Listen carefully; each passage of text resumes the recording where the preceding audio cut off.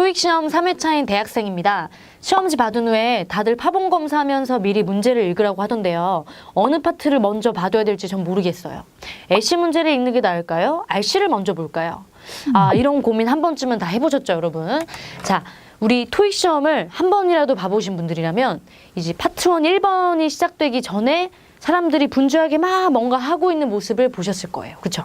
어떤 사람들은 파트 5로 넘어가서 101번을 읽고요. 또 어떤 사람들은 파트 3, 4로 넘어가서 LC 문제 스키밍을 막 합니다. 여러분도 이 두 가지 옵션 중에서 뭔가 하나를 선택하셔야 돼요. 그래야 이 1초라도 아까운 시간을 아낄 수 있겠죠. 자, 시험지를 받고 파트 1이 시작되기 전까지 파트 1에 대한 디렉션이 약 1분 30초 정도가 생기는데요. 아주 중요한 시간이에요. 이 시간을 무조건 100% 활용을 하셔야 되는데 이때 파트 5로 넘어갈까요? 아니면 3, 4 스키밍으로 넘어갈까요?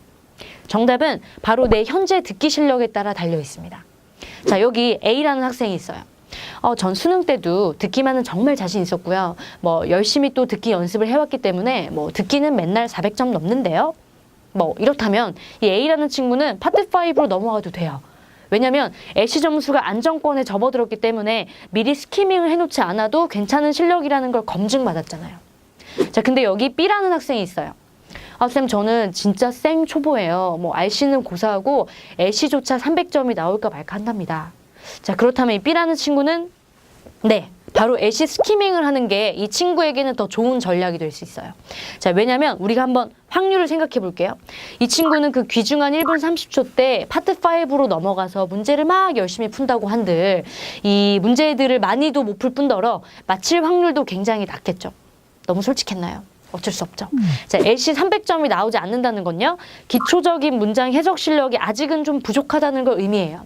그래서 이 어휘와 독해 실력을 요구하는 RC를 공략하는 것보다 이 점수가 상대적으로 더 후한 LC를 공략하는 게 이 친구한테는 더 이득이 될 수 있어요. 자, 근데 이 B라는 친구가 이 소중한 1분 30초 동안 스키밍을 어떻게 하느냐가 또 중요해집니다. 여러분, 그 파트 3, 4에서 아무 문제로 막 넘어가서 아무 문제로 스키밍하는 게 아니에요. 바로 보기들이 무지 긴 문제들을 선별해서 아주 정확하게 읽어두셔야 돼요. 자, 파트 3 부분을 딱 펼쳤을 때 한눈에 봐도 보기가 막 두 줄로 넘어간다든지 아무튼 굉장히 길어 보이는 문제들이 있을 겁니다. 얘네들을 집어서 스키밍을 시작을 합니다. 대신에 대충 슥슥 훑고만 넘어가면 미리 읽어놓은 소용이 없잖아요. 그렇죠? 그래서 키워드의 동그라미를 하면서 여러분이 우리말로 최대한 꼼꼼하게 읽어두셔야 돼요. 자, 이렇게 하면 최소 5문제에서 최대 8문제까지는 미리 읽어놓을 수 있고요. 또 나중에 집중력이 떨어지는 파트 3, 4로 넘어갔을 때 이 한번 미리 읽어놨으니까 이 부분을 다시 한 번만 가볍게 읽고 넘어가면 정답을 아주 쉽게 고를 수 있습니다. 자, 혹시 스키밍에 대한 방법이 궁금하시다면 여기 위에 윙크 누르셔서 이 방법에 대해서 더 자세하게 나와 있으니까요. 이 영상 끝까지 다 보고 다시 돌아와서 링크 눌러보셔도 좋습니다.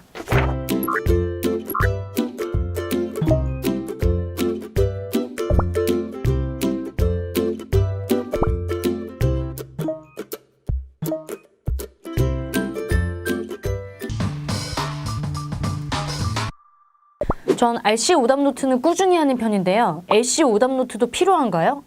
너무 귀찮고요. 양이 너무 많아요. 어디서부터 시작해야 될지도 모르겠습니다. 도와주세요, 선생님. 네, 이분 어쩌면 좋나요? 오늘은 제가 정말 학생분들께 받는 흔한 질문 중 하나를 갖고 왔습니다. 바로 LC 오답 노트 만들어야 되나? 네, 여러분 졸업하기 싫으시면 안 만드셔도 돼요. RC는 그렇게 열심히 만드시면서 LC는 오답 노트를 만들려 하지 않으시면 제 가슴이 많이 아픕니다. 자, 사실 LC도 외울 단어나 스킬, 유형 정리, 공부할 게 진짜 많아요. 그래서 이번 영상에서는 저와 함께 LC 오답 노트 만드는 방법에 대해서 속속들이 알아보도록 하겠습니다. 자, 가장 기본적인 것은 바로 단어죠. 단어 정리는 필수인데요. LC와 RC가 겹치는 단어들도 많지만 LC 특유의 단어들이 또 많이 있어요. 파트 1에서는 사다리, 의류, 받침대 등등 이 사물을 지칭하는 단어들이랑 또 여러 가지 동작 동사들 이런 것도 정리하셔야 되고요. 그리고 파트 2에서는 단어보다는 문장 표현 위주로 외우시는 거예요. 예를 들어서 야, 우리 콘서트 같이 갈래? 라고 질문했을 때 I can't make it 이라고 대답을 했으면 I can't make it을 덩어리째로 갈 수 없다 라고 외워주시는 거죠. 파트 2는 요즘 이렇게 좀 구어체 표현이 증가하고 있거든요. 그래서 파트 2는 단어만 나열하는 식으로 적기보다는 Q&A 형식으로 뭐 질문이 이랬고 대답이 이랬다. 이런 식으로 질문과 대답 패턴 자체를 적어서 모아주시면 이 유형이 머리에 쫙 들어올 겁니다. 파트 3, 4는 정리할 단어가 너무 많아서 탈이에요. 바로 패러프레이징 아시죠?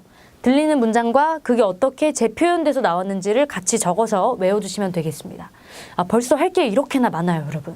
자, 이 다음은요. 바로 왜 틀렸는지 그 이유를 따져보는 단계입니다. 아니, 틀린 문제가 이렇게나 많은데 뭐 이거 다 쉐도잉해야 돼? 이거 다 옮겨 적으면 내 손목 나가겠는데? 어떡하지? 이런 분들 많죠. 보통 어느 파트든 틀리는 이유를 먼저 아셔야 돼요. 바로 3가지로 간추릴 수 있습니다. 자, 내가 틀리는 이유 1번 단어를 모르거나 해석이 안 됐다. 2번 스크립트를 보니까 눈으로는 이해가 가는데 이게 발음이 어려워서 안 들렸다. 즉 눈은 아는데 귀가 못 따라간 거죠. 3번 아이고 실수했다. 자, 여러분 실수인지 아닌지 확인하는 방법은요. 문제 채점하실 때 정답이 몇 번인지 매기지 말고요. 다시 한번 풀어보는 거예요. 다시 한번 들었는데 무릎을 탁 치면서 이거였네 했다면 이건 단순히 실수겠죠. 뭐 그때는 앞으로 이러이러한 점을 좀 조심하자라는 메모만 본인에게 적어놓고 넘어가면 됩니다. 자, 그리고 아까 1번의 경우 있죠. 즉 단어나 해석이 안 됐던 경우는 아까 말씀드렸던 단어 정리하기 정도로 하고 넘어가시면 돼요.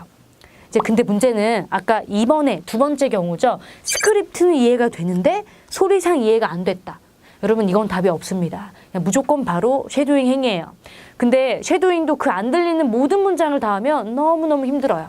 그래서 여러분이 정답 위주로만 뽑아서 쉐도잉 해주시면 되는데요.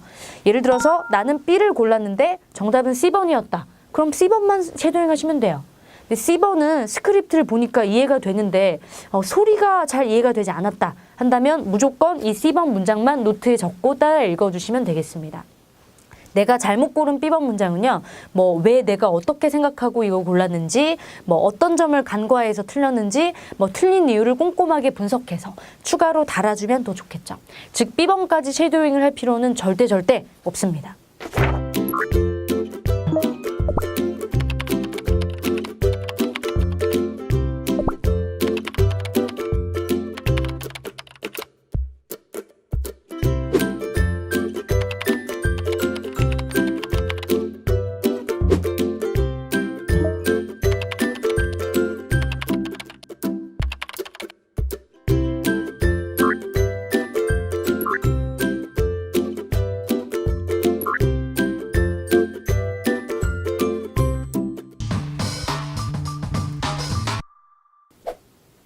안녕하세요. 첫 시험을 앞둔 병아리 토익커입니다. 시험까지 앞으로 이틀밖에 안 남았는데요. 저 같은 토익 초보는 남은 이틀을 어떻게 준비해야 되는지 너무 궁금해요.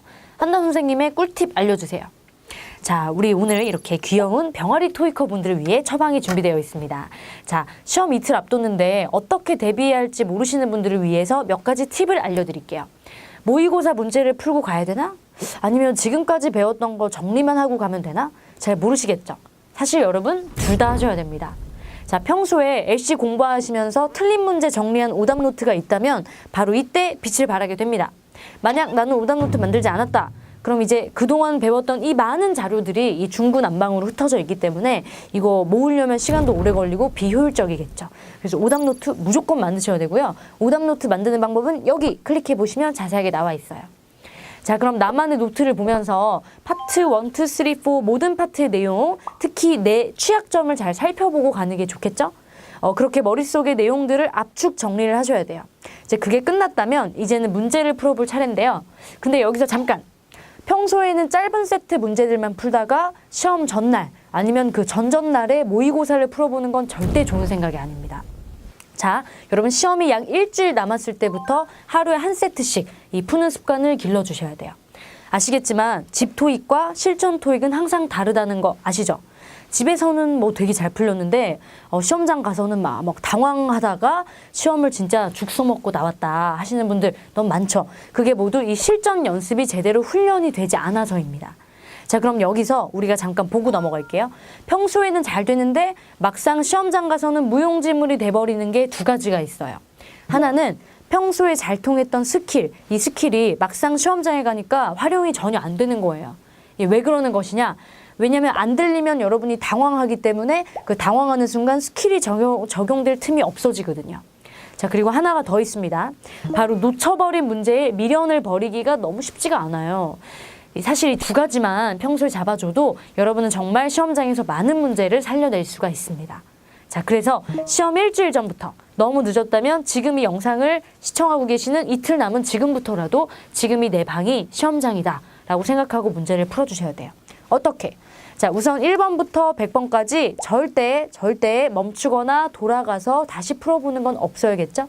자, 1번 좋아, 뭐 2번 좋아, 3번 모르겠어. 1점 넘어가, 4번 가. 4번 괜찮아, 5번 괜찮아, 6번, 7번 모르겠네. 아, 스킬 적용해.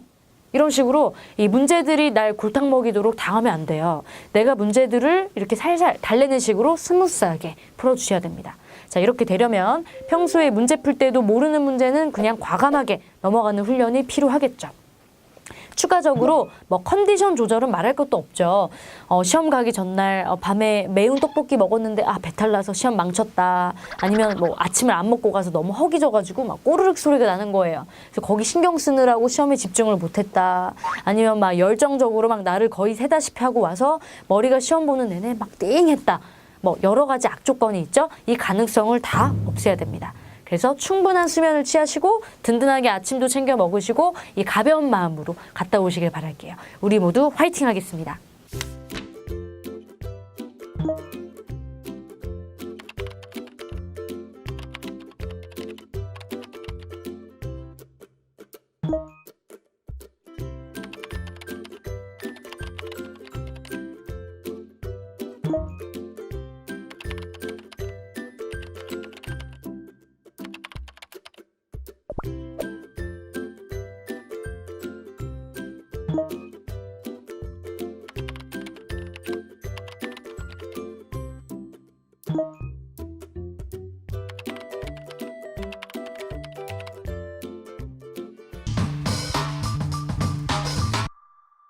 전 파트 2가 굉장히 약한 편이에요. 그래서 틀린 문제에 대한 오답 노트도 열심히 만들고 있는데요. 해설집을 보면 제가 해석했던 것과 너무 다르게 해석되어 있는 게 너무 많아요. 그래서 정말 혼란스럽습니다. 뭐 제가 해석 실력이 부족해서일까요? 답답합니다. 네, 이 질문은 이 초보분들부터 상급 실력 토익커 분들 모두에게 다 적용이 됩니다. 저도 이제 온라인, 오프라인에서 많은 분들이 이제 이런 질문을 해요. 답이 B는 안 돼요?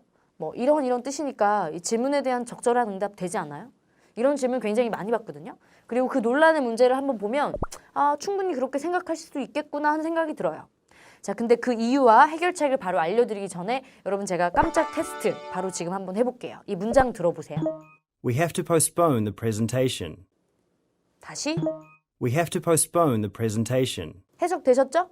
우리는 발표를 미뤄야 할 것 같아. 자, 그리고 이 보기가 정답이 될 수 있는지 없는지 정답 한번 들어보세요.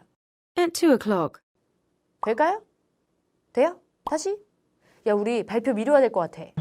At 2 o'clock. 안 될까요? 될까요? 안 되죠. 이렇게 생각한 분 계시죠? 근데 될 것 같아. 왜냐면 그래, 2시로 미루는 게 좋겠어. 네, 이걸 바로 확대 해석을 했다고 하는 겁니다. 여러분, at 2 o'clock은 2시에요 란 뜻이지 2시로 미루자가 아니죠. 차라리 when is the presentation? 발표가 언제죠? 2시요는 어울리는데 여기서는 안 어울려요. 여러분이 말하는 2시로 미루자 이렇게 만들고 싶으면 일단 그렇게 하자고 동의를 하고 yes. 그리고 2시로의 뜻을 to 2 o'clock. 종합하면 yes to 2 o'clock. 이라고 하면 여러분이 원했던 2시로 미루자라는 문장이 된 거예요. 근데 자꾸 이런 실수를 하는데 줄이는 방법이 있을까요? 있습니다. 자, 첫째, 잘못 해석하거나 확대 해석하는 습관을 반드시 고치셔야 돼요. 자, 방금 예시에서 보면 시간 전치사 at은 시간 앞에 와서 2시에, 5시에 이렇게 해석이 되지 결코 2시로, 5시로가 되지 않아요. 이렇게 전치사까지 아주 디테일하면서도 정확한 해석을 하는 습관, 이게 아주 중요합니다. 자, 그럼 두 번째 실수 줄이는 방법. 어떤 상황에서 어떤 의도로 하는 말인지를 파악하셔야 돼요. 예를 들어서 May I help you? 라고 들으면 우리는 자연스럽게 어떤 점원이 고객을 응대하고 있네? 그럼 대답하는 사람은 고객이구나 라는 생각을 하게 되죠. 이렇게 문장의 해석뿐만 아니라 이런 상황까지 이 넓고 깊게 볼 줄 아셔야 돼요. 자, 그럼 여러분 이거 들어보세요. Could you leave the package in the lobby, please? 다시. Could you leave the package in the lobby, please? 정답. That would be nice. 되나? 그러니까 소포를 로비에다가 맡겨달라. That would be nice. 정답일까요? 아닐까요? 땡! 아니죠. 로비에다가 택배 맡겨주시겠어요?는 어떤 상황이냐면 내가 택배원한테 제가 직접 지금 수령을 못해요. 그러니까 택배를 로비에 맡겨주세요. 즉 내가 부탁을 하는 상황이에요. 근데 that would be nice 라고 해버리면 그래 주시면 좋겠어요. 라는 뜻이니까 이게 도움을 주는 사람이 아니고 도움을 받는 사람이 고마움을 표현하면서 하는 말이거든요. 근데 택배원이 로비에 맡기라고요? 너무 고맙습니다. 그래 주시면 너무 좋죠. 택배원이 이러면 좀 이상한데? 그죠? 고마워해야 될 사람은 로비에 맡겨달라고 부탁하는 사람 아닌가? 자, 그럼 이런 상황에서는 즉 도움을 주는 택배원이 할 수 있는 말은 요게 아니고 Okay, I'll do that. No problem. Sure. 등등이 있겠죠.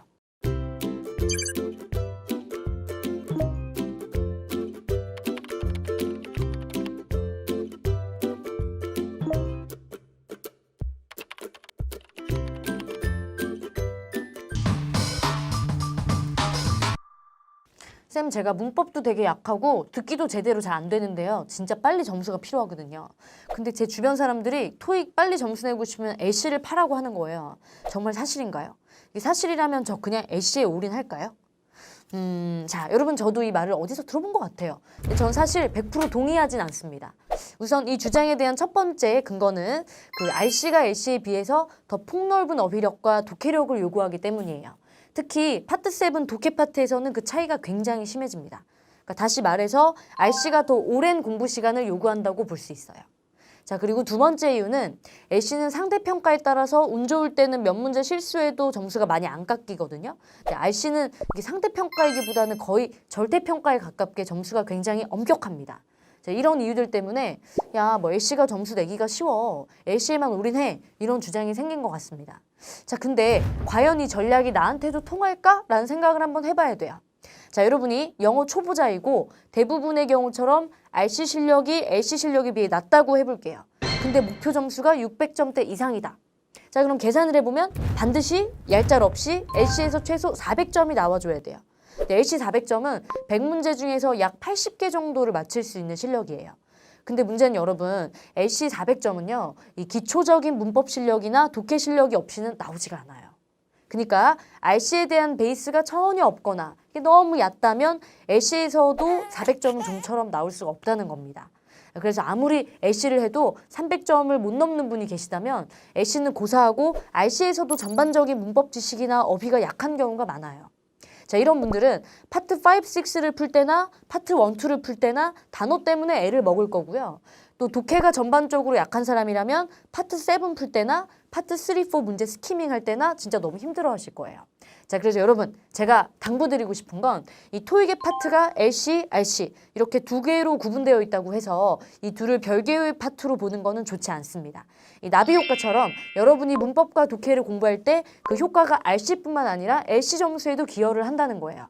자, 또 반대로도 LC를 그냥 듣기만 하는 게 아니고 스크립트를 보면서 막 따라 읽고 또 문장을 꼼꼼히 분석을 한다. 그럼 그 역시 LC에만 효과가 있을 뿐만 아니라 RC 점수에도 도움이 된다는 소리입니다.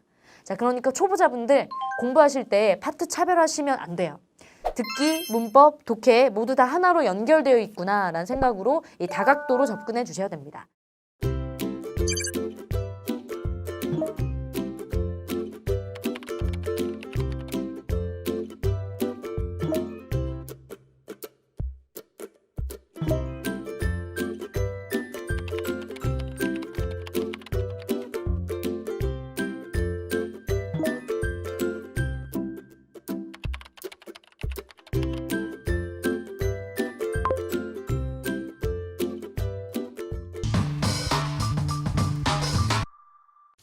저 파트 3, 4 풀 때 세 문제 미리 읽어놓는 스키밍을 해야 하는 건 잘 알겠어요.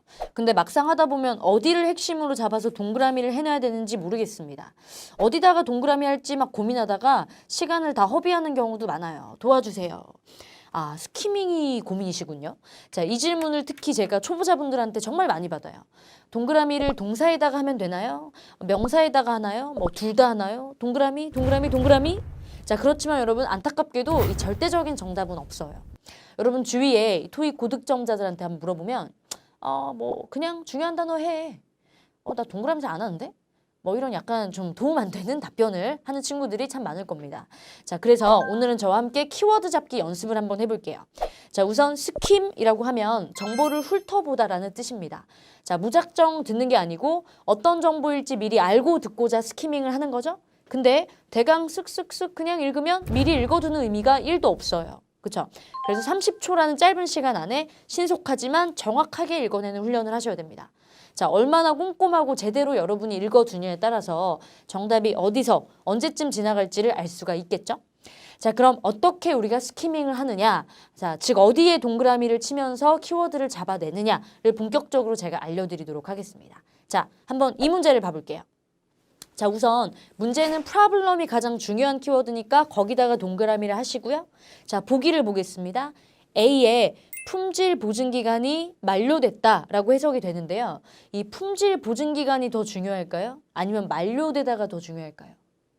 자, 이때는 질문의 요지와 가장 잘 어울리는 걸 선택하시면 돼요. 여러분, 질문의 핵심이 뭐예요? problem, 문제점이죠. 어떤 문제인지에 포커스를 맞추면 품질 보증 기간보다는 그게 만료되었다가 문제잖아요. 즉 더 이상 효력이 없다, 못 쓴다. 이게 바로 problem에 더 어울리는 거죠. 자, 근데 여기서 그럼 워런티라는 단어는 아예 안 봐도 돼요. 아시면 큰일 나요, 여러분. 여러분, 스키밍은 모든 정보를 다 읽되 그중에서도 특히 중요한 곳에다가 동그라미를 하시고 이제 음성이 들리면 그 동그라미 위주로 훑어보면서 정답을 찾는 거예요. 자, 특히 영어를 보고 있으면 우리말로 바로 해석이 안 되고 되게 편하게도 안 느껴진다 하시는 분들이라면 더욱이 동그라미에 신경을 좀 써주셔야 됩니다. 자, 그럼 그 밑에도 마찬가지로 컴퓨터가 구체적으로 어떤 문제가 있는지는 뒤에 있는 B, malfunctioning, 오작동하다를 키워드로 잡는 게 좋겠고요. C는 그렇죠, missing, 잃어버렸다. D는 cracked, 뭔가 깨졌다. 이렇게 키워드로 잡으시면 되겠습니다. 즉 문제에서 뭐를 물어보느냐, 요지와 잘 떨어지는 단어를 키워드로 잡는 것이 이 스키밍의 기본이에요. 자, 그럼 또 해볼게요. 자, 여기서는 문제의 요지가 바로 이 여자가 남자에게 요청하는 것이죠. 요청. 그럼 매니저를 요청하는 걸까요? 전화라는 걸 요청하는 걸까요? 그게 매니저든 누구든지 간에 어쨌든 전화를 해라 라고 하는 게 요청에 가깝죠. 그래서 call을 키워드로 잡아야 돼요. 즉 여자는 남자에게 전화를 하라고 요청한다. 이렇게요. 자, 그럼 B번도 presentation, 발표를 요청한다? 이게 좀 약간 광범위하고 거기에 참석해달라라고 요청한다는 게 이 요청이라는 걸 잘 나타나 준다고 할 수 있어요. 자, C번은 회의 자체를 요청하는 게 아니죠. 회의의 일정을 뭐 해달라?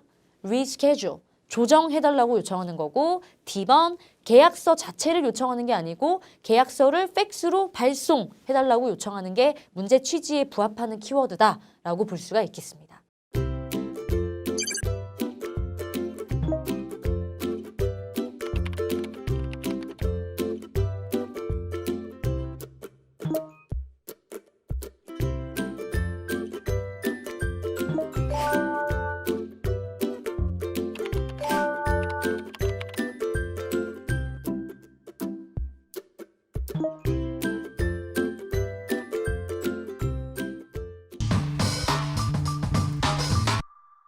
네, 여러분 1탄에 이어 2탄으로 돌아왔습니다. 자, 1탄에서는 세 문제를 미리 스키밍 하실 때 이 질문의 요지에 부합해 보이는 키워드에 동그라미 하는 거 연습해 봤는데요. 이번 스키밍 2탄에서는 제가 또 스키밍 할 때 꿀팁 2가지를 더 보태드릴게요. 자, 이번에도 바로 문제를 한번 봐보시죠. 너무 길고 좀 복잡해 보이죠? 근데 앞에 to 부정사 쪽만 한번 봐볼게요. 자, to update, 새로운 소식을 알려주다. to remind, 상기시키다. to explain, 설명하다. to notify, 알리다. 뭐랄까, 이 4개의 단어가 이 모습은 서로 다른데 뜻이 너무 겹쳐요. 그쵸? 이렇게 의미가 서로 비슷한 단어들은 사실 키워드의 자격이 부족합니다. 그래서 우리는 그 뒤에 있는, 그러니까 to 부정사의 목적어 부분을 볼 거예요. 자, A번은 project schedule, B번 training session, 교육이죠. C번 marketing campaign, D번 company expansion, 사업 확장, 이렇게요. 자, 보기에서 단어들의 의미가 겹칠 때는 그 차이가 두드러지는 다른 단어를 키워드로 잡는다. 이것만 기억하시면 되겠습니다. 자, 그렇다면 이제 세 번째 꿀팁을 제가 알려드릴 텐데요. 여러분, 이 단어들의 공통점을 한번 말해보세요. take, hold, make. take, hold, make. 좀 뭔가 단어들이 너무 광범위하달까? 그런 느낌 안 드세요? 더군다나 이 너무나도 다양한 뜻이 존재하기 때문에 그 중에 어떤 걸로 해석할지 너무 모르겠죠. 자, 이를테면 take 같은 경우에는 가져가다, 시간이 걸리다, 받다, 데려가다 뜻이 너무 많고요. hold도 마찬가지예요. 잡다, 행사를 열다, 인원을 수용하다, make는 만들다, 뭐 make 뒤에 reservation이 오면 예약하다, make 뒤에 preparation이 오면 준비하다. 너무나도 많은 뜻을 가지고 있어요. 이렇게 다중 의미가 있으면서 이 광범위한 단어들은 키워드로 적합할까요? 아닐까요? 네, 아니죠. 키워드는 광범위하고 추상적인 것보다는 이 디테일하고 뭔가 특정한 걸 지시하는 게 좋습니다. 자, 예를 들어서 보기에 make a reservation 이라고 있으면 당연히 reservation의 동그라미, hold a sales event 에서는 sales event의 동그라미, take a break 에서는 당연히 break가 동그라미. 쉽죠? 자, 그렇다면 이 보기를 보면서 또 저와 열심히 또 동그라미 연습을 해볼게요. 자, 보시면 문제의 요지를 먼저 파악하기로 했죠? 화자가 청자에게 요청하는 거에 포커스를 맞출게요. 자, make와 reservation 중에 더 디테일한 거. 그쵸? reservation 동그라미. 근데 고도 상당히 포괄적이에요. 이 막연히 가다? 라기보다는 어디로 가는지 더 자세한 정보라고 볼 수가 있습니다. 그래서 가다가 아니고 sales conference. 세일즈 컨퍼런스에 가다. 이게 키워드. 자, C번에서도 get, 사다, 얻다, 뭐뭐한 상태가 되다. 뜻이 너무 많아요. 이런 광범위한 표현은 안 좋습니다. 그래서 그 뒤에 있는 equipment를 사라. equipment의 동그라미. 또 마지막은 conduct가 수행하다, 실시하다라는 뜻인데 이조차 도대체 뭘 실시하는 건지 너무 추상적이에요. 그래서 research. 조사를 실시하는 거구나. 조사 research가 더 자세한 정보를 주고 있으니까 거기 동그라미 하시는 거예요. 이해되셨죠? 여기서 그런데 여러분이 이런 생각을 하게 되실 거예요. 쭉 보니까 이 동사 말고 명사의 키워드가 몰려있네? 그럼 앞으로 동사 말고 명사의 동그라미 하면 되나?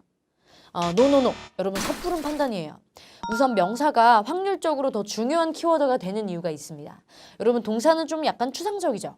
근데 거기에 반해서 명사는 뭔가를 확실히 지칭해주기 때문에 뭔가 더 실질적이에요. 그래서 키워드가 될 확률이 높을 뿐이지 예외도 많습니다. 자, 바로 이 문제를 또 봐볼게요. 자, 우선 문제의 요지는 do next니까 다음 할 일을 묻는 문제예요. 여러분이 잠깐 영상을 멈추시고 어디가 중요한 키워드일지 마음속으로 동그라미 한번 그려보세요.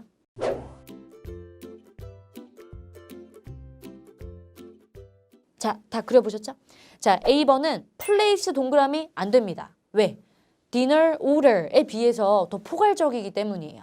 여러분 place는 놓다라는 뜻도 있고요. 이렇게 뒤에 오더가 오면 주문하다라는 뜻도 있습니다. 그러니까 place보다는 dinner order, 저녁 식사라는 게 더 디테일한 정보를 주고 있어요. 자, B번은 아무래도 다음 할 일에 포커스를 맞추면 뭐 방문하다, visit, 동사가 더 중요하다고 잡아야 될 것 같은데 뒤에 소셜 미디어 사이트에 비해서 visit은 너무 포괄적이에요. 그냥 막연히 그들은 방문할 것이다 라고만 하면 도대체 어디를 방문하는데 그 포인트가 빠져 있는 거예요. 그래서 소셜 미디어 사이트가 중요하다고 거기다가 동그라미를 해주시면 됩니다. visit은 그냥 밑줄로만 그어두시면 돼요. 자, C번. 이벤트라고 하면 행사는 행사인데 뭐 어떤 행사를 말하는 거지? 뭐 세미나인가? 미팅? 점심 약속? 너무 광범위하네. 자, 그럼 이런 애들 좋지 않아요. 그래서 난 register를 키워드로 잡아야 되는 거예요. 내가 다음 할 일은 등록할 것이다. 자, 마지막 D번은요. head to, 향하다가 더 디테일할까요? 아니면 restaurant, 식당이 더 디테일할까요? 그럼 만약에 레스토랑이 아니고 막연히 place라고만 했다. 뭐 그냥 어떤 장소라고만 했다. 그럼 광범위했겠지만 그 많고 많은 장소 중에 정확히 식당이라고 나타나 있기 때문에 레스토랑이 어디로 가다 head to보다 더 자세한 정보를 말해준다고 볼 수 있습니다. 자, 여기서 흥미로운 점이 있어요. 여러분 C번을 보니까 또 항상 명사를 키워드로 100% 믿고 잡으면 안 된다는 걸 알 수 있죠. 이래서 사람들이 뭐 스키밍은 하다 보면 늘어. 어디가 키워드냐고? 그건 그때그때 문제마다 달라. 보기마다 또 달라. 그냥 감이야 감. 이라고 하는 말 이제 좀 이해가 되시죠? 자, 절대적인 정답을 기다리고 계셨던 분들에겐 너무 실망스러운 소식일 수 있는데요. 그래도 여러분, 남들도 결국엔 배워서 다 쉽게 하는데 나도 연습하고 훈련하면 당연히 안 될 이유가 뭐가 있겠어요. 자, 오늘 제가 노하우를 확실히 알려드렸으니까 여러분이 이제 머리보다 내 손이 먼저 알 때까지 훈련을 하시면 되겠습니다. 자, 우리 스키밍 1탄, 2탄 다시 한번 포인트 정리해 드릴게요. 동그라미 스키밍 제대로 하는 방법. 첫 번째, 질문에서 요구하는 정보에 맞는 키워드를 찾으려고 한다. 둘째, 단어들의 뜻이 서로 겹친다면 키워드가 아니다. 셋째, 포괄적이고 추상적인 단어보다는 이 디테일하면서 특정한 걸 지칭하는 단어가 키워드다. 토익의 토자도 모르는 생 초보자입니다. 특히 듣기 공부는 제대로 해본 적이 없어서 갈피를 못 잡고 있어요. 듣기 공부니까 일단은 무작정 계속 듣기만 하면 될까요? 공부 방법을 알려주세요. 아, 네. 뭐 이런 질문은 초보자분들 사이에서 단골 멘트입니다. 자, 듣기 파트니까 많이 들으면 는다라는 게 맞는 말 같아 보여도 사실은 전혀 말도 안 되는 소리예요. 여러분이 모국어를 막 배우려고 하는 응애응애 애기가 아니라면 무작정 외국어를 듣는다고 이게 다 습득이 되지가 않습니다. 그래서 오늘은 저랑 함께 토익 듣기 공부를 하는 데 있어서 절대로 빼놓을 수 없는 3가지를 한번 알아가도록 할게요. 자, 우선 예를 들어서 여러분이 영어 말고 정말 생소한 다른 외국어를 배운다고 가정을 해볼게요. 가장 먼저 그 외국어의 알파벳, 그러니까 문자를 배우고 그리고 또 이제 주어, 동사, 뭐 기본 문장 구조를 배우시겠죠? 그렇다면 그 다음은 내가 배운 문장 구조에다가 이 단어를 넣어서 문장을 만들어 봐야 돼요. 이게 당연한 수순이죠. 자, 그 많은 단어를 언제 다 배우죠? 하실 수도 있는데 참 다행히도 토익에서 등장하는 단어는 굉장히 한정되어 있습니다. 자, 그리고 그건 다 이 노랭이 단어책에 나와 있어요. 자, 하루에 최소 데이 1씩 꾸준히 외워주셔야 되고요. LC도 RC만큼 단어가 중요한 이 베이스로 깔려 있어야 한다는 점을 잊지 마시기 바랍니다. 자, 두 번째, 바로 성우의 발음을 그대로 따라 읽어보는 쉐도잉이에요. 왜 제가 쉐도잉을 언급 안 하나 하셨죠? 자, 단어도 외웠고 또 이제 기본 문장 구조도 익혔는데도 막상 성우가 샬라샬라샬라 말하면 이게 외계어로 들리는 경우가 많아요. 아니면 아는 단어만 드문드문 들려서 이제 그 단어를 이제 취합해서 유추를 하고 있는 나를 발견하곤 하죠. 그러다가 문제는 계속 놓치고 못 풀고요. 그건 바로 영어 듣기의 최대 걸림돌, 바로 연음을 알아듣지 못해서일 확률이 높습니다. 자, 여러분 제가 지금 뭐라고 하는지 한번 알아맞혀 보세요. Would you like super salad? Would you like super salad? 슈퍼 샐러드? 슈퍼 샐러드? 그러니까 뭐 이만한 슈퍼 샐러드인가요? 아니죠. 바로 정답은 Would you like soup or salad? 스프 마실래? 샐러드 먹을래? 라는 문장이었어요. 충격받으셨죠? 이게 바로 연음의 세계입니다, 여러분. 자, 이런 연음이 끝도 없이 등장하고요. 난 또 길을 잃고 대본을 보면 내가 다 아는 문장인데 해석도 되고 하는데 다시 한번 또 길을 잃어요. 그렇게 듣기가 싫어지는 겁니다, 여러분. 자, 그래서 단어 실력이 꽃을 심을 수 있는 흙이라면 쉐도잉은 그 꽃에 물을 주는 것과 마찬가지예요. 이 두 가지가 같이 갖춰져야 여러분의 실력도 꽃피울 수가 있겠습니다. 자, 쉐도잉하는 방법은 이 링크로 들어오셔서 한번 확인해 보시고요. 자, 그러면 마지막은 바로 3번째 실전 훈련이 되겠습니다. 혹시 아세요, 여러분? 토익은 100% 순수 실력만 가지고 푸는 사람은 별로 없어요. 뭐 찍기, 감, 그달 시험의 난이도, 운, 뭐 스킬 적용 등등 실력 외에 또 부수적인 요인들이 굉장히 많습니다. 그중에서 여러분이 그 스킬을 자유자재로 활용하는 게 바로 이 5달이 걸릴 거를 2달 안에 끝내주게 하는 역할을 합니다. 자, LC 같은 경우는 총 4개의 파트가 있고요. 각 파트별로 잘 통하는 스킬들이 다 있어요.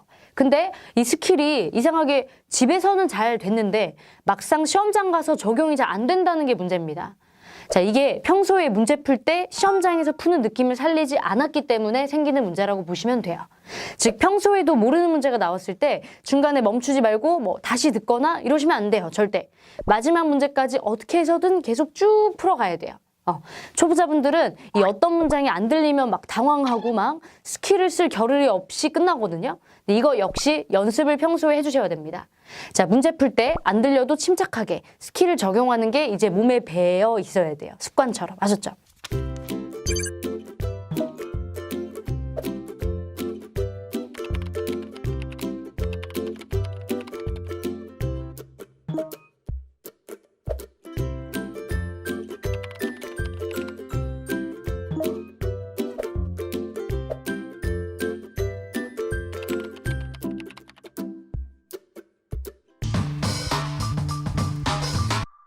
저는 욕심이 많아서 토익, 토스, 그리고 나중에는 영어 회화까지 정말 잘하고 싶은 게 꿈인데요. 토익 듣기 공부를 하면서 왜 다른 과목도 한꺼번에 준비를 같이 해볼까요? 이왕 공부하는 거 일석이조면 좋잖아요. 과연 좋을지. 네, 이 친구 이러시면 안 되는데 우선 당연히 저도 이제 그 마음을 알아요. 토스도 해야 하고 또 나중에 회사 취직했을 때 실무 영어도 좀 알아야 좀 뽐낼 수 있고 하니까요. 영어는 어딜 가나 필수니까요. 자, 근데 과연 그걸 토익과 같이 병행을 할 수 있느냐 없느냐? 여러분 24시간 잠 안 잘 자신 있어요? 없죠? 네, 저의 대답은 노입니다. 자, 그래서 오늘 영상에서는 여러분이 토익 공부할 때 1도 도움 안 되는 것들, 네, 그러기에 피해야 할 것들에 대해서 한번 알려드리도록 하겠습니다. 자, 우선 이걸 깨달으셔야 돼요. 토익은 토익만의 단어가 있고요. 토익 고유의 유형이 있어요. 그러니까 미드가 도움이 안 되는 이유는 토익은 아시다시피 이 비즈니스 영어이기 때문에 일상생활과는 좀 거리가 있습니다. 일상생활의 영어를 늘리고 싶으면 미드를 보거나 뭐 외국인 친구를 만나서 뭐 같이 놀고 해야 되는데 토익 공부하기도 바쁜 이 시간에 그런 것까지 따로 공부할 시간이 없겠죠. 그렇죠? 이 팝송 같은 경우도요. 이 가수가 멜로디에 맞게 발음을 뭐 지나치게 길게 하거나 아니면 짧게 말하거나 하기 때문에 토익에서 나오는 이 고정화된 소리와는 거리가 멀어요. 또 자, 지나치게 팝송에는 비문이 많습니다. 그렇기 때문에 팝송은 그냥 뭐 취미로만 즐기면서 들어야지 토익 공부나 뭐 듣기 공부 뭐 도움이 된다고는 볼 수가 없어요. 여러분이 이제 정하고 싶으시다면 우선 토익부터 다 끝내고 하시라고 저는 말씀드리고 싶습니다. 자, 팝송으로 공부가 된다고 생각하시는 분들은 그 시간에 쉐도잉 문장 하나를 더 하시는 게 좋고요. 그리고 토익에서 5점이라도 올리는 비결이에요, 그게. 자, 미드를 보면서 듣기 공부를 하려는 분들은 그 시간에 노랭이 단어를 열심히 외우고 토익 파트 4를 반복해서 듣는 게 차라리 점수에는 도움이 됩니다. 아시겠죠? 자, 오케이. 자, 그럼 이제 토스나 오픽을 같이 병행해도 되는지 한번 살펴봐 볼게요. 물론 토스나 오픽에도 이 듣기를 해야 하는 부분이 있어요. 근데 역시 토익과 마찬가지로 토스는 토스만의 스타일, 또 오픽은 오픽만의 스타일이 있겠죠? 어느 정도 토익이랑 내용이 좀 접목되는 부분이 있다 할지라도 그렇게 많지는 않을 겁니다. 그렇게 또 여러 과목을 막 한꺼번에 잡아서 공부하다 보면 뭐 이도 저도 안 되고 다 놓쳐버리고 말아요. 그러니까 여러분이 토익을 공부하기로 마음을 먹었다면 우선은 토익이라는 세계 안에서 내 시간과 노력을 투자해야 됩니다. 그리고 나서 토스나 오픽의 세계로 넘어가시면 돼요. One thing at a time. 그러니까 한 번에 하나씩 선택과 집중해서 하시는 겁니다. 자, 토익은 어쨌든 결국 유형을 빨리 파악하고요. 거기에 맞게 공부를 바로 실천을 해야 돼요. 그게 대략 2달에서 3달 정도 걸리죠. 이 기간 동안만큼은 토익에서 나오는 단어, 토익에서 나오는 유형, 토익에서 원하는 공부 방법에 맞게 내 생활 시간표를 짜줘야 됩니다. 제가 지난 영상에서 애쉬에서 가장 중요한 3요소가 단어, 쉐도잉, 그리고 스킬 적용이라고 말씀을 드렸는데요. 이 3가지만 명심하시고 이제 내 모든 걸 다 올인해야 돼요. 네, 그렇게 멋있게 2달 만에 딱 졸업을 하시고 그 다음엔 여러분이 하고 싶었던 미드 보면서 회화 공부나 뭐 여러 가지를 해보는 겁니다. 그리고 너무 다행이게도 해커스에도 회화 수업이 있어요. 너무 좋죠? 그러니까 여러분 일단 우선 토익의 모든 걸 다 바쳐서 올인을 해보자고요.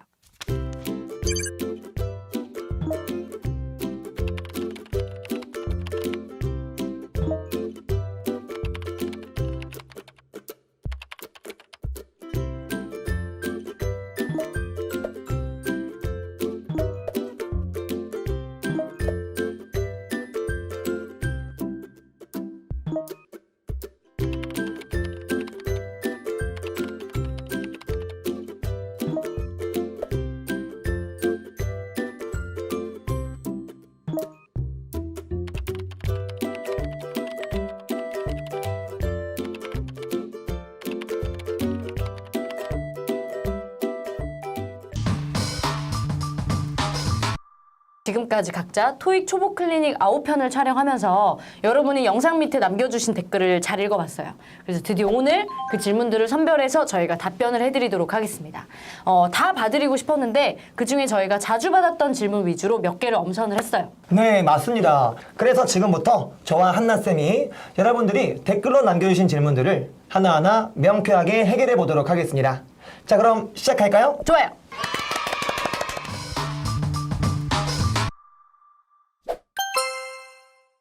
ABC님께서 보내주신 질문입니다.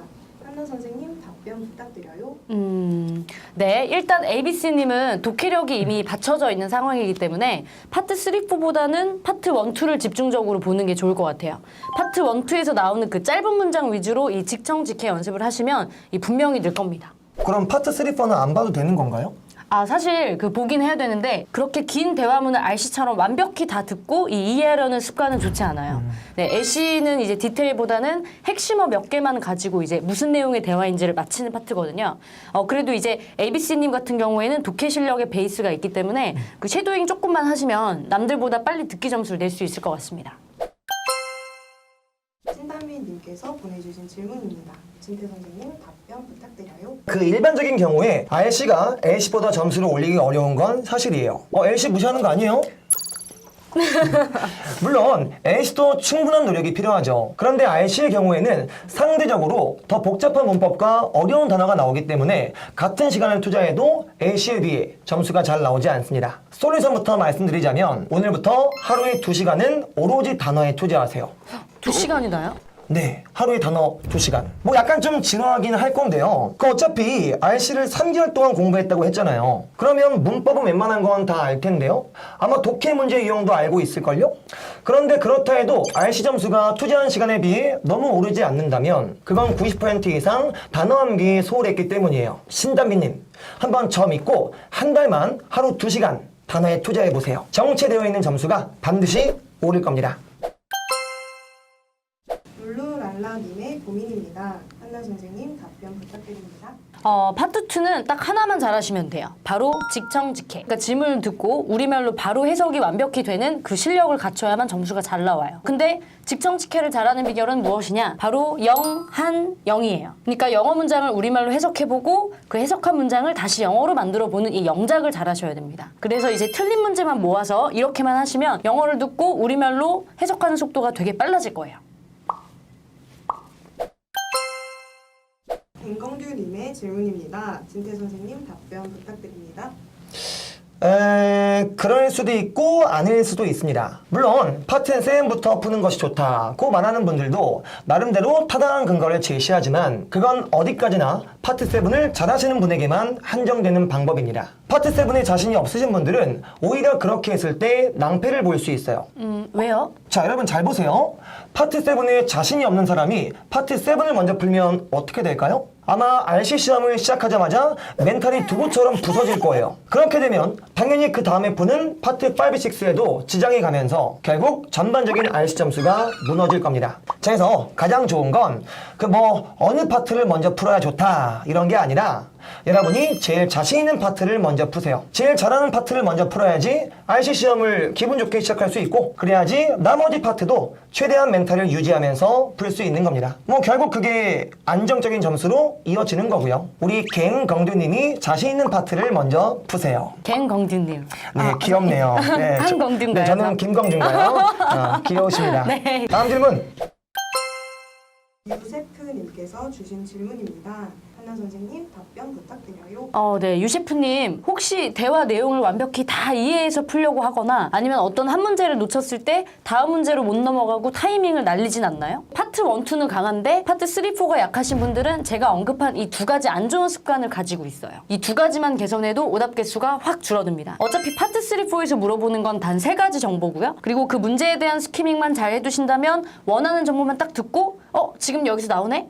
라고 타이밍을 짐작할 수 있겠죠. 파트 3, 4가 계속 제자리 걸음이라면 이 스키밍 훈련과 함께 패러프레이징 외우기, 또 미련 없이 넘어가기 이 훈련을 해주셔야 돼요. 추가로 완벽하게 들으려고 하기보다는 스키밍 해둔 부분에 해당되는 키워드만 잘 잡기 정도로 연습을 해주셔도 충분합니다. 네, 그래서 스키밍 공부하는 방법은 여기 영상 상단을 클릭해서 확인해 주시면 돼요. 그리고 틀린 문제는 딕테이션보다는 쉐도잉이 더 중요해요. 놓친 부분에 해당되는 문장만 따로 떼서 쉐도잉을 해보시기 바랍니다.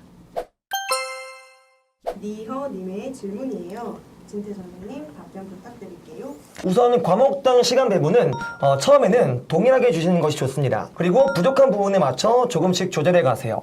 RC가 부족하면 RC의 시간을 좀 더 주시고 LC가 부족하면 LC에 좀 더 집중하시고 이건 개인차가 너무 커서 어느 것이 정답이라 할 수는 좀 없겠네요. 좀 어렵습니다. 반면 공부할 때 시간이 오래 걸리는 문제에 관해 답변 드리면 지금 현재 상황 나쁘지 않습니다. 영어 공부는요, 넓고 얕게 하는 것이 아니라 좁고 깊게 하는 것이 좋아요. 그 많은 분들이 실수하시는 게 문제만 드립다 많이 풀고 나 공부 잘했어 하거든요. 근데 사실 그렇게 하면 별로 남는 게 없을 거예요. 아마 배운 거 다 증발할걸요? 그래서 오히려 공부할 때 지금처럼 적은 문제를 깊게 파고들어야 배운 내용을 내 머릿속에 깊게 각인시킬 수 있는 겁니다. 그래서 나쁘지 않아요. 잘 하고 계십니다. 양보다 질이죠. 그쵸? 양보단 질입니다. 기억하세요. 흐흐님께서 보내주신 고민입니다. 두 분 모두 답변 부탁드릴게요. 제가 먼저 답변할까요? 쌤 먼저. 네, 우선권. 네, 네. 네. 리딩과 리스닝 사이에는 단어 차이가 조금 있어요. 우선 우리 이 이쁘고 귀여운 노랭이 단어책을 외우시면요, 애쉬와 알씨 모두 다 잡을 수 있습니다. 근데 그 중에서도 애쉬 특유의 단어들이 있긴 있습니다. 특히 파트 1이나 2에서 많이 나오는데, 파트 1은 그림을 생생하게 묘사하는 표현, 뭐 이를테면 뭐 leaning against, 기대어 있다, mowing, 잔디 깎다, 뭐 이렇게 알씨에서는 좀처럼 보기 힘든 표현들이 나오게 됩니다. 그리고 파트 2는 구어체 표현이 좀 많이 나와요. Not as far as I know. 내가 알기로는 잘 모르겠어. 뭐 I'll get back to you on that. 거기에 대해서 내가 이따 말해줄게. 뭐 이렇게 회화체에 가까운 표현을 따로 정리해서 외워주시면 돼요. 그 밖에 파트 3, 4에 나오는 패러프레이징 단어는 사실 알씨와 겹치는 부분이 꽤 있어서 여러분이 더 수월하게 외우실 수 있거든요. 그러니까 메인은 노랭이 복화집으로 보시고, 그리고 사이드로 애쉬 파트 1, 2 단어 위주로 따로 정리해서 그렇게 암기하시면 됩니다. 근데 쌤, 노랭이 하나로 파트 7까지 커버되죠? 그럼요. 우리 노랭이 복화로 진짜 전부 다 커버할 수 있어요. 근데 제가 RC 단어에 관해서 좀만 더 설명드릴게요. 자, 물론 파트 5와 6, 또 파트 7을 우리가 배울 땐 구분지어 배우긴 하지만 사실 이 두 가지가 RC라는 하나의 파트로 묶여있기 때문에 단어를 암기하실 때 굳이 나눠서 공부하실 필요 없습니다. 다만 우리 해커스토잉 노랭이 복화에는 각 파트마다 더 빈번하게 사용되는 단어를 정리해놓은 페이지가 있거든요. 그 부분을 참고해 주시면 도움이 될 거예요. 그렇죠. 노랭이는 사랑입니다. 사랑. 이와이님의 질문입니다. 진태 선생님 답변 부탁드립니다. 사실 이런 분들은 보통 답을 정해놓고 질문 주시는 경우가 많습니다. 쌤도 공감하시나요? 네. 답정너죠. 그쵸. 격하게 공감합니다. 사실 공부하다 한 번쯤은 그 스킬만으로 고득점 받을 수 있지 않을까? 라는 고민을 하는데요.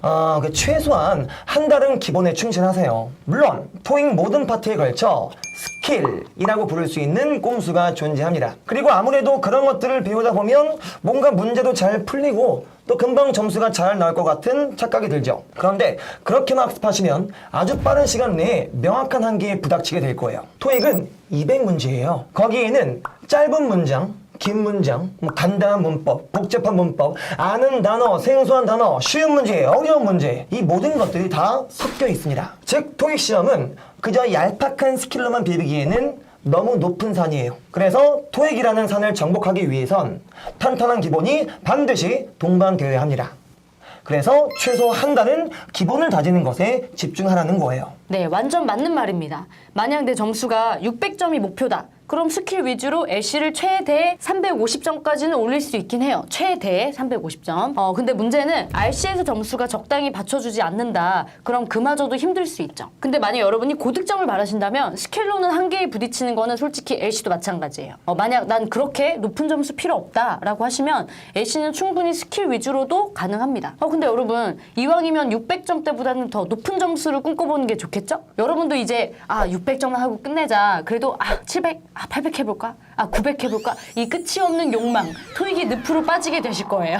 자, 우리 그 욕망을 많이 끌어모으는 거야. 끌어모아서 가능하면 aim higher.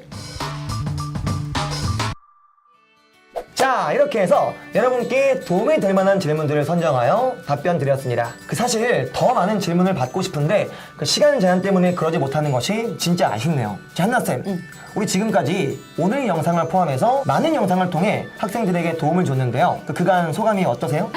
첫 영상 찍었을 때가 엊그제 같은데 벌써 이 의사 가운을 벗어야 한다니. 맞아요. 아쉽네요. 의사놀이 참 재밌었는데. 저 재밌었습니다. 잠시나마 유튜버가 될 수 있어서 너무 좋은 추억으로 남을 것 같습니다. 네.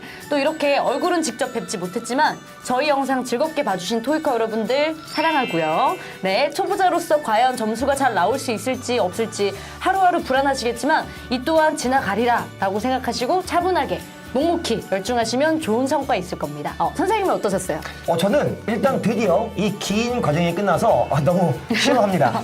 솔직히 저 이 영상 대본 짜느라 주말도 반납하고 진짜 열심히 일했거든요. 그래서 시험하긴 한데 그래도 영상을 찍는 과정이 저에겐 새로운 도전이었고 또 즐거웠기 때문에 솔직히 아쉬운 마음도 많습니다. 특히 오늘 Q&A 시간은 평소보다 더 많은 고민들을 다뤄볼 수 있어서 훨씬 더 좋았어요. 무엇보다 우리 애쉬 히로인 한나쌤과 함께 할 수 있어서 굉장히 영광이었습니다. 저 원더우먼인가요? 선생님은 그 이상이죠. 그 이상입니다. 아, 네. 저 히로인, 네, RC 히어로 진태쌤과 함께 감사합니다. 할 수 있어서 너무 즐거웠고요. 여러분도 즐거우셨죠? 자, 오늘 영상이 여러분께 많은 도움이 되었길 바랍니다. 오늘 영상이 유익했다면 우리 구독, 좋아요 꾹 눌러주시고요. 네, 진태쌤과 저 한나쌤의 토익 초보 클리닉 정주행은 여기를 눌러주시면 돼요. 지금까지 해커 토익 초보 클리닉 RC 닥터 김진태 애쉬 닥터 한나였습니다. 안녕. 안녕. 점수 잡는 Hackers.